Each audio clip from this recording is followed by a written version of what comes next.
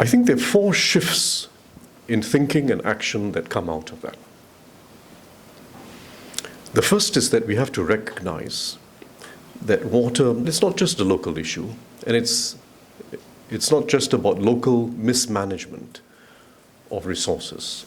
It is increasingly and intrinsically a global issue. And there are three basic reasons for that. The first is that water connects us in many more ways than we think. It's not just about transboundary water, the rivers and lakes that cross national boundaries, sometimes a few countries at a time. Not just about a pipeline, which in the case of Singapore we have with Malaysia. It's, in a deeper and larger sense, about the atmospheric flows of moisture. Here in Southeast Asia, we receive moisture from Australia and New Zealand, not close neighbors, they're a distance away, but we receive moisture through the atmosphere from Australia and New Zealand. And in turn, Southeast Asia and South Asia send moisture through the atmosphere to China and Northeast Asia. So we are connected across large distances. And that's the first thing we have to realize. Our interconnectedness through water is much more than about the transboundary flows that we can see with our eyes.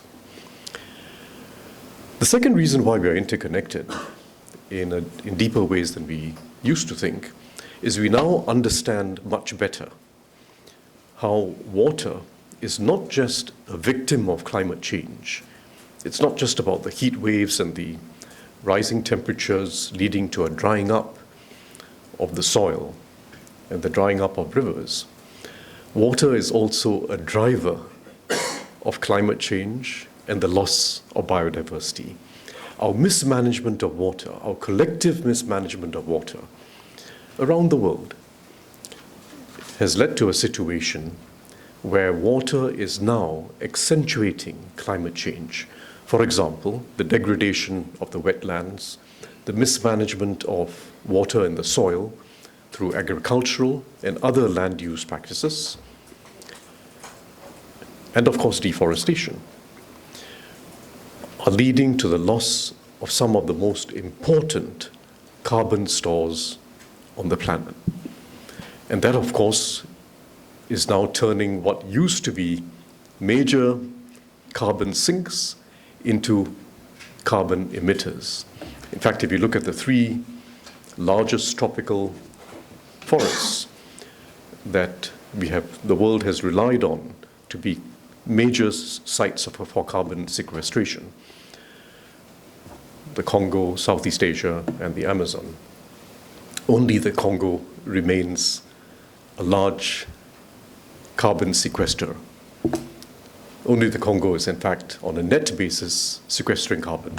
As you know, forests have two highways. One emits carbon and the other sequesters carbon. And historically, sequestration vastly exceeded the emissions from forests. Southeast Asia has crossed that tipping point and now emits more carbon than it sequesters, the forests. The Amazon is at the tipping point and at risk of, in 10 years' time, of being a major source of emissions of carbon. Brazil and others are now trying to reverse that trend by going for reforestation.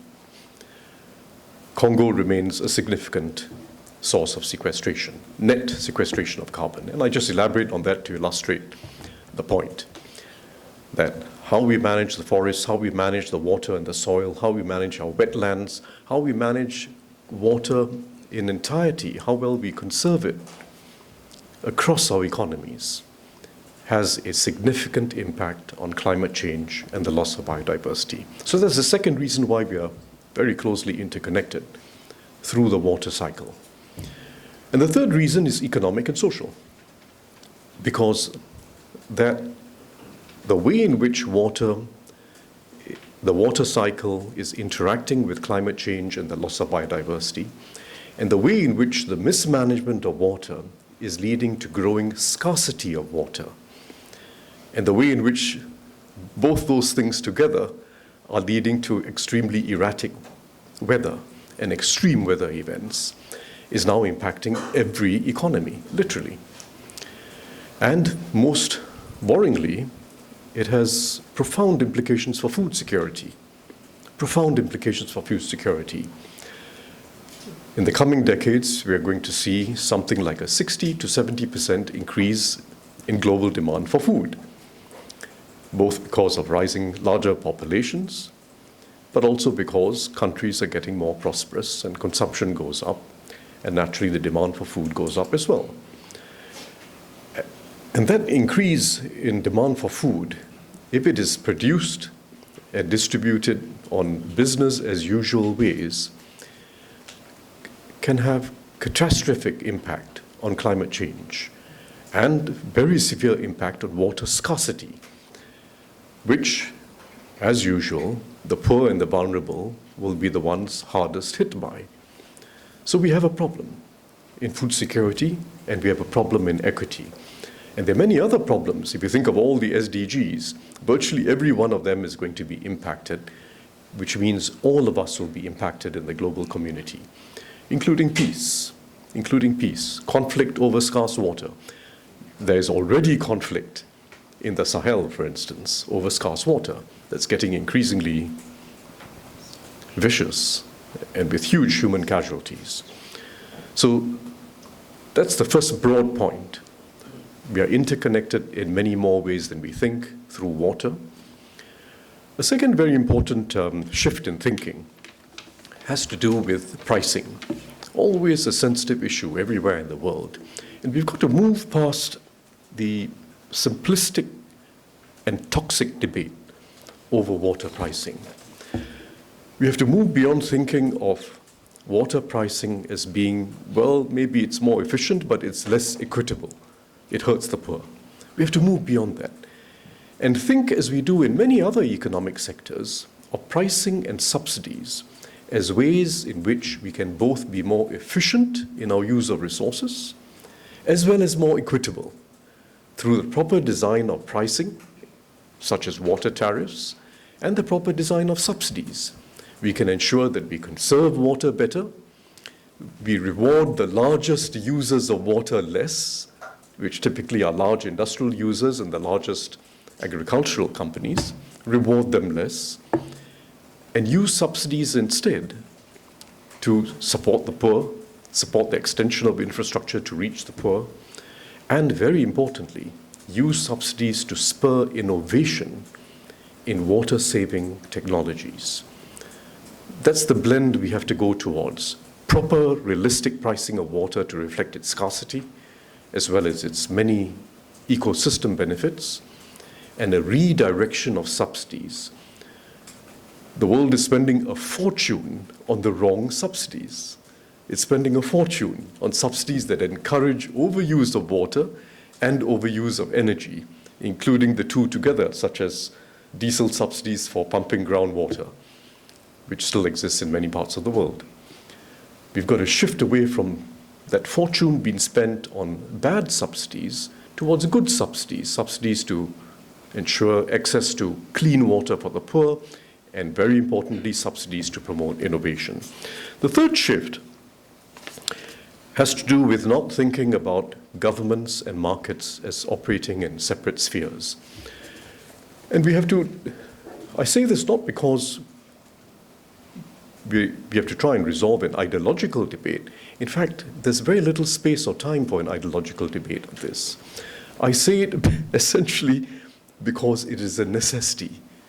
The public sector is not going to be able to solve the problem, and we can't wait for markets to solve it either.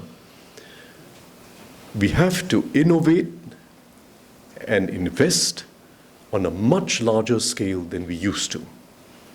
And it's not going to be achieved by relying on governments alone. They don't have the finances, and they don't have the bandwidth. And it's not going to be achieved by relying on markets alone. They will move too slowly because they're always looking at the incremental cost-benefit calculation and the incremental profits to be earned. So it will require the public and private sectors coming together, sometimes with the help of philanthropists as well. It'll require making the most of our multilateral and regional development banks to bring the public and private sector together to invest and innovate at scale. And I'll be happy to elaborate on that later as well.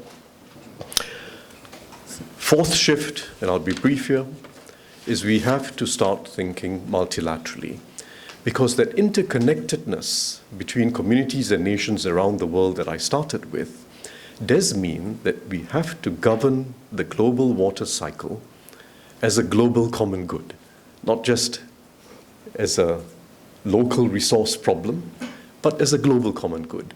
And it requires multilateral mechanisms in order to set common goals, have all nations move in the right direction towards proper pricing of water, proper conservation of water, finding in ways in which we are all investing in innovations to be able to conserve water better, use it less wastefully, use it less pollutively, and reach the poor and vulnerable, which still remains a major global issue.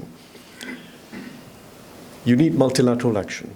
We need everyone to be accountable, and we need some way in which we are able to move together, because when we all move together, that's how we achieve a collective goal.